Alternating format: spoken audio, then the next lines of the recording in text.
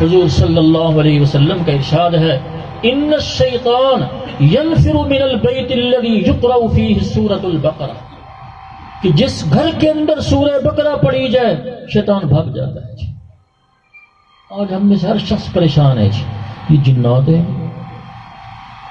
ایسے ہے یا نہیں؟ ہر شخص پریشان ہے جی۔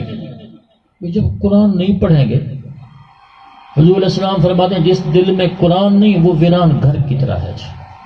جس دل میں قرآن نہیں، جس سینے میں قرآن نہیں، وہ ویران گھر کی طرح ہے۔ تو جو گھر ویران پڑا ہو تو کچھ عرصے کے بعد جاتے ہوئے ڈر لگتا ہے کہ یہاں کوئی جنات ہوں گے جی۔ ایسے ہوتا ہے یا نہیں ہوتا؟ شیاطین ہوں گے۔ تو جس طرح گھر اگر بے آباد ہو، ویران ہو جائے تو وہاں جاتے ہوئے ڈر لگتا ہے، اس لیے کہ جنات جگہ لے لیتے ہیں، شیاطین جگہ لے لیتے ہیں۔ اسی طرح جو سینہ قرآن سے خالی ہو اس کے اندر بھی پھر جنات آ جاتے ہیں، اس کے اندر بھی شیاطین آ جاتے ہیں۔